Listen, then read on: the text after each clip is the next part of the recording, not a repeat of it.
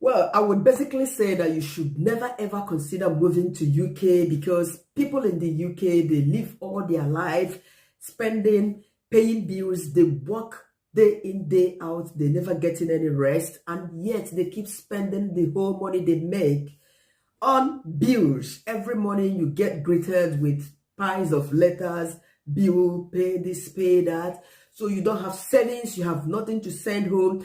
That is why back home, anyone living in England or in the United Kingdom is being tagged Aka Aradite. That's someone with spaghetti head, someone who cannot even build a house in their father's compound. So never you ever consider moving to UK for any reason. You wouldn't have anything to save for yourself and your family at the end of the month. Are you kidding me? Meanwhile, if you are new to my channel, my name is Chinyere Ojike. Yes, I make videos about lifestyle, tips about UK, and today I'll be making videos sharing with you how much I spend in a month, how much I pay on bills in a month, living in the number one cheapest city to live in the UK. That's interesting, isn't it? Yes, yeah, because Durham takes the most enviable top spot as the UK's most affordable city to live in. Why? Because the cost of buying a house in this very Durham is very affordable. As much as £100,000 can get you a home, a house of your own, 3-bedroom with garage, and garden. But I am not just saying this based on Google statistics. I have approached people, yes, living in this area where I am living. Recently, my friend who lives somewhere far off London bought a house, a 3-bed for the sum of 200 and something thousand pounds. But right here in Durham, the average resident earns about £32,275 per annum. And despite earning this kind of amounts in Durham, you can still buy a house, a 3-bedroom property, as cheap as £100,000 or something a little bit above. Recently, I spoke with 2 Nigerians living within this place. They own their own houses.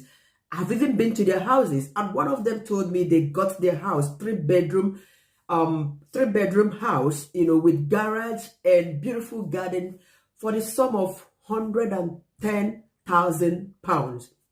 They own a house, and the other person, they got theirs for £121,000. Same 3-bedroom. You can imagine that. So it's far more cheaper living in this very part of England, and that is why it's made the top list as the most affordable place to live. If you haven't seen the video I made about the cheapest places to live in England, please check out, the link will pop up here. You check it out. There are a lot of places to live that are quite affordable. Just like Middlesbrough is just about 30 minutes away from here, is the second most cheapest places to live in England. Newcastle is just right there, not far too.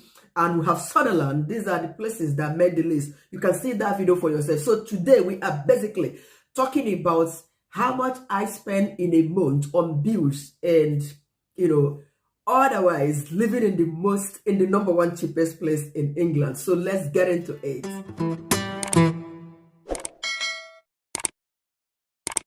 Number one on my list is the British gas. This honestly could vary depending on where you are staying. Basically we pay £25 in a month for British gas.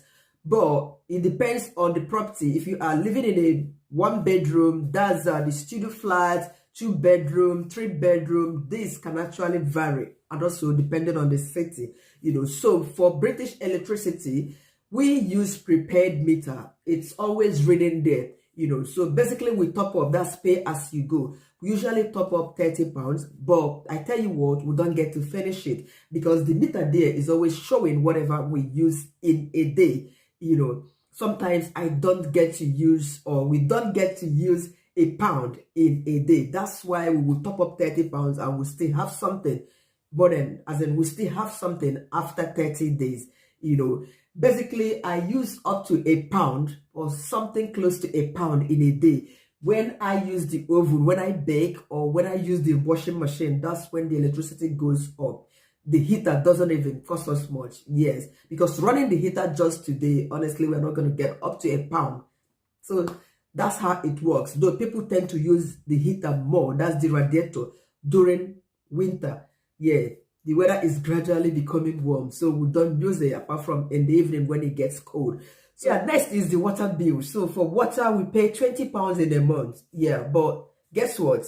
They brought a letter to us telling us that we don't even use up to £10, that we use £7 something in a month. So they get to balance us. So basically, we set up a direct debit paying this £20, but they usually have to balance.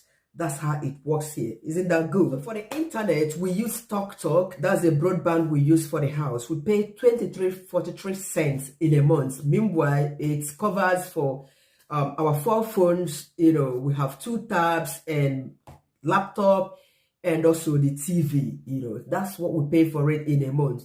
And also for our mobile data, because this broadband only serves when we are home here. That's the Wi-Fi in the house. So basically, when I go to work, I have mobile data on my phone so that I can access my messages. And my husband, he also, you know, top up £5. So our mobile data is just £10, while the internet, that's the broadband we use in the house, is 23.43 in a month. And coming to the council tax, we pay £133 in a month. And remember, this could vary depending on where you are staying. I've heard about a Nigerian who says they pay 155 in a month. You know, basically it depends on the location where you are staying, the amount they pay over there. Yeah. So for TV license, we pay 31.8 pence in a month. Honestly, I don't even see the need of paying that TV license. Remember, it is not compulsory. You pay TV license, especially when you are not streaming, you are not watching any live program on TV, that's BBC and all them stuff. So it's not compulsory. And basically, I don't see the point. Honestly, I'm going to talk to my mom to stop paying it, because we basically did not stay home during the daytime. We only come back in the evening, and most often when we come home, everybody's getting shower, you eat, you go to bed. We barely watch TV. It's only something, especially the weekends, you know, when he comes back from school, he can watch, he even watches a lot of programs he watches on Netflix. They have them on YouTube. So definitely, it is not compulsory you pay TV license, except you are streaming, watching live sports, football. That's the only time you need to pay that TV license. So the next is house rent. We pay £595 in a month for a 3-bed. There's a garden, 2 parking space outside. The garden is so large behind, you know. And we have 2 toilets. That's 1 bathroom up and toilet, and 1 down for the visitors. 3-bed. And this varies. I know someone in London paying 1,500 for just 2 bedroom in a flat, not a house. Remember, this is a house. I have done a video about types of structures or buildings in the UK. So this is basically a house with a garden. If you are living in a flat, it's different from living in a house. You basically do not even have the garden. Talk more of the parking space. Some people use paid parking spaces depending on where you are staying and the kind of structure you are staying. So we pay £595, approximately £600 in a month for our feeding rent. Is the next one. How much do we spend on feeding in a month? A family of 3 years. So basically, I have an official transfer of £250 into my account first of every month by my husband, but I spent over £250. So basically, I could say £300 because I usually add my own money. Yes, once I have where I do my calculation, I write things down here, especially the food we buy. Yes, so when I calculated, then it gave me like 320. So I could say I could bring it down to 300 in a month. Yes, even if you're not taking it down here, they use cashless card. Yeah, so whatever you buy, even on the bus, I've always had to pay. Sometimes I have always had to pay 90p for my son with my card. You see how flexible life can be here, you know. So at the end of the month, you can even see your monthly expenses. You check the feeding and all them stuff, you know. So you can see them on your phone app. If you are not taking, if you don't have the chance to, you know, do this, what I'm doing. This is even a waste of time. I recently discovered. But that's by the way. So basically, we spend £300 to £320 in a month. Yes. So for childcare, I do not pay any childcare because my boy is nearly 7, and seeing me at home today is because I do school run morning and afternoon. And besides, I work during the weekend, just 21 hours a week. I'm not doing it full time because of my boy. So basically, we're not paying nothing for the child care. Yeah. And remember, school is, maybe I will talk about that in my subsequent video. Yes. Put your questions in the comment section and I would get back to you talking about that. So meanwhile, what am I saying in a sense is this. You don't want to come to UK because people pay bills. Where you are currently staying, does the government provide you with food? Does the government pay your rent? Does the government pay your your children's school fees? Do they pay to, I don't know. Do you know that the council fee we pay or the council tax we pay in this very country, they are put into use. They use them to maintain the streets, the roads, the garden, the drainage system. You don't wake up to fall into a gutter by the front of your house. You don't wake up to a smelling drainage system. All these things are being taken care of. You see people coming to empty your bin. You know, they take the rubbish you use in your house away. They get paid through the council tax. You know, the electricity I pay for, I get them 247. So what's the need? You making money, you pay NEPA bill and you don't get access to, as in you're paying, take for instance, you pay NEPA bill 5,000 naira in a month and you buy petrol, that's fuel. You buy petrol for 10,000. This was exactly what I was doing in Lagos when I live in, oh sorry. I just decided not to be mentioning my countries there because my country is blessed and my country is good. So this was exactly what I was doing back home in my country then. You know, I pay NEPA bill, I don't get the light, and I still spend on petrol, fuel.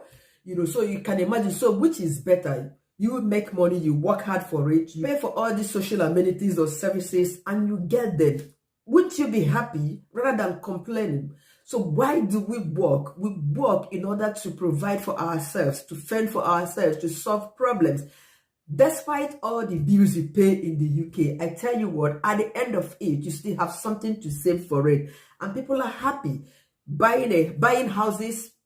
And people are happy living in this part of the world, buying houses when they can afford it, living comfortably. You pay for the internet. If it is 1 month, I don't even get to use all the £5 I buy for my mobile internet in a month. I don't get to use the 5 gig data they give to me. You can imagine that, but some places you pay for you top up for monthly, it disappears within 2 weeks. And they said it's monthly top up, monthly data, whatever, you know. So why won't you be happy staying in a country where you spend your money and you get value for that money you spend? You see the reason, and you still save something. Even me that is doing part-time job, I work only 2 times in a week.